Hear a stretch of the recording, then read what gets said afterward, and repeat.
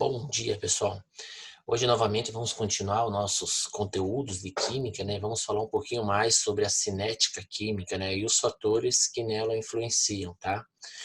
Quando falamos em cinética química, vale a pena lembrar que existe, né, que a cinética também, ela estuda a velocidade das reações químicas e os fatores que influenciam nessa reação química, né? Existem alguns fatores que causam influência nessa reação química para que ela aconteça, né, de um modo eficaz ou não tão eficaz assim, com perca de reagentes, né?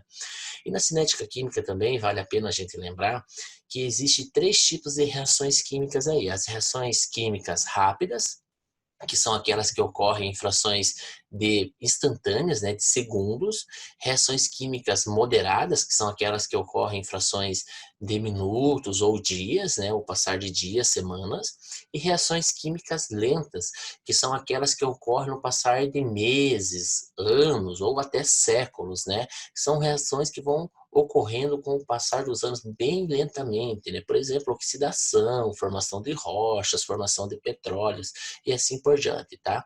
Hoje, propriamente, a gente vai resolver alguns exercícios relacionados à velocidade das reações químicas, tá?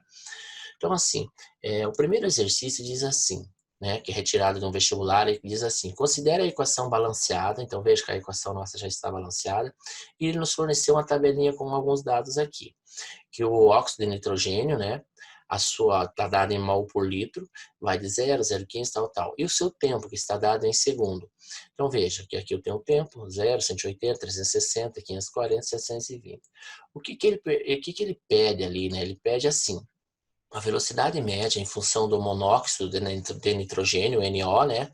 E a velocidade média da reação acima representada no intervalo de tempo de 6 a 9 minutos, né?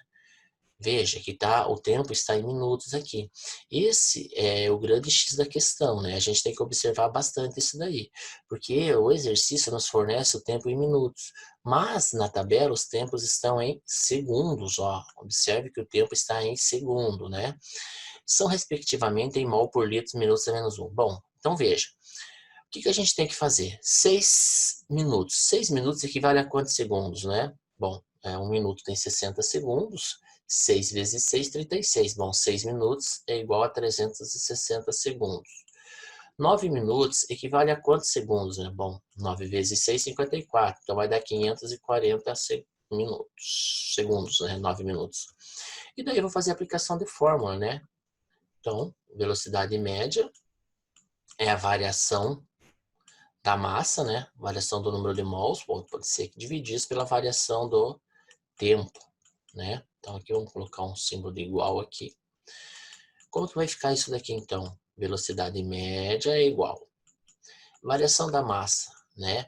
Quando eu calculo variação do tempo, eu sempre vou calcular tempo final menos inicial. Então, se é de 6 a 9, vai ficar 9 menos 6, né?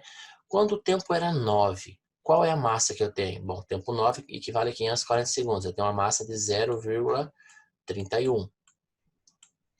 Menos, como as cargas são em módulo, menos, porque eu estou colocando variação. Quando o tempo era 6, 6 equivale a 360 segundos. A minha massa era de 0,25, né?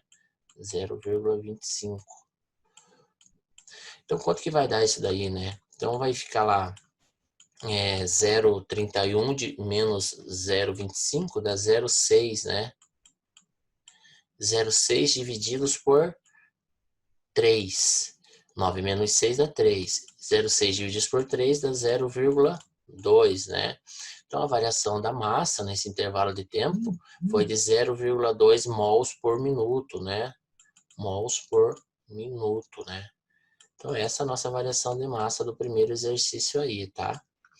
Muito bem. Então, vamos limpar a nossa tela e vamos para o próximo. O próximo exercício diz assim: considere a reação de nitrogênio mais hidrogênio formando amônia, né? Veja que a equação ela está balanceada, né? Então a gente não precisa se incomodar com isso daí. E a gente vai resolver esse exercício aí, tá? Diz assim: para determinar a velocidade da reação, monitorou-se a concentração de hidrogênio ao longo do tempo, obtendo-se os dados contidos no quadro. Então a gente tem o quadro aqui, 0,1 mol, com 120 segundos, 0,40 mols. Com base nos dados representados, é correto afirmar que a velocidade média de formação da amônia será de quanto? Bom, vamos fazer nesse cantinho aqui, né? Vale a pena lembrar, né, que a gente calcula em módulo, então o sinal não importa muito.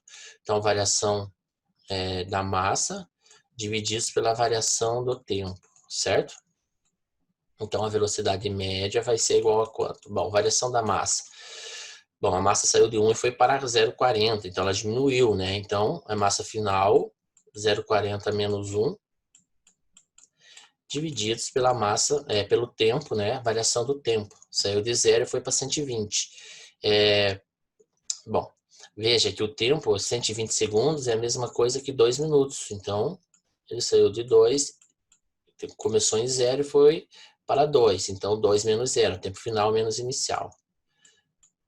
Bom, 0,40 menos 1 dá 0,60. 0,60 divididos por 2 vai dar 0,30, né? Então, essa é a nossa variação da massa, certo? Lembrando que ficaria em mols por minutos, né? Porque a gente calculou em minuto. Então, mols barra minutos. Muito bem. Então, essa é a nossa resposta final aí. Beleza? Vamos para o próximo, então. O exercício 3 nos diz assim. De acordo com a tabela, calcule, né? Temos aqui o tempo, 0,246, e temos a massa, né? 408, 300, tal. Observe que quanto mais vai passando o tempo, né? Mais vai diminuindo a massa, né? Ele pergunta aqui embaixo, qual a velocidade de decomposição do H2O, né? H2O2, que é o peróxido de hidrogênio, entre 0 e 4 minutos. Bom, ele quer saber entre 0, né? 0 e 4 minutos. Então, ele quer saber desse tempo até esse tempo aqui, né? Como foi, o quanto se degradou isso daí. Bom, então, vamos lá, né? Vamos colocar na fórmula. Bom, variação da massa, né? ΔM divididos pela variação do tempo, né? Então, quando a gente faz o cálculo, a gente tem lá massa, né? Bom, vamos colocar o tempo primeiro embaixo. Variação do tempo, de 0 a 4. Então, é o tempo final menos inicial. Então, vai ficar 4 menos 0. Muito bem. Vou colocar a barrinha de módulo. Quando o tempo é 4, qual é a massa que eu tenho? Bom, tempo 4, massa 238. 238. Muito bem. Menos. Quando o tempo é 0, qual é a massa que eu tenho? 408.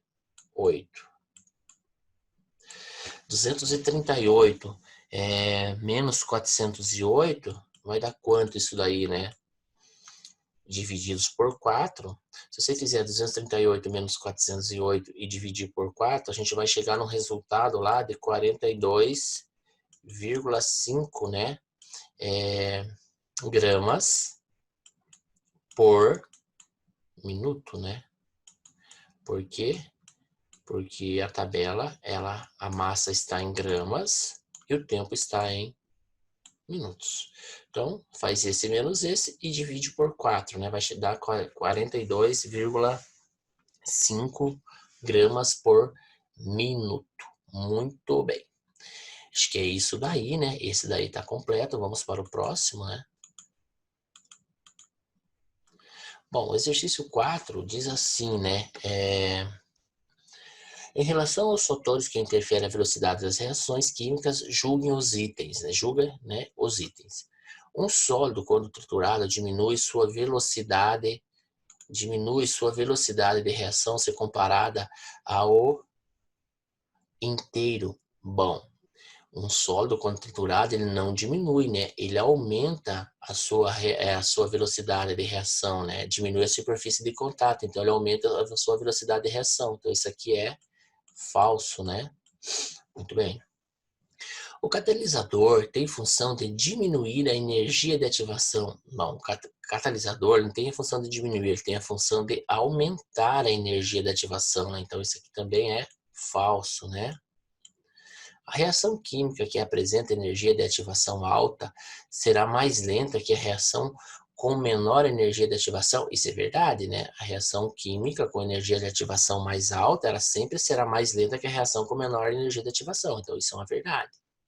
A pressão interfere na velocidade das reações? Sim, né? A pressão é um dos fatores que interfere na velocidade das reações, então isso também é verdade. Um aumento, né, na temperatura do sistema reacional provoca maior ativação das moléculas e por isso diminui a velocidade das reações. Bom, ele não diminui, né? Ele aumenta a velocidade das reações, então isso aqui é falso, tá? Muito bem. Bom, então vamos limpar isso daqui, né? Então, assim, para vocês, deixo aí algumas atividades lá do LA na página 17, 18, 19 e 20. Tentem fazer, praticar, e qualquer dúvida vocês me retornem, e daí a gente faz junto, tá? Por hoje ficamos por aqui. Até a próxima, fiquem com Deus, um grande abraço.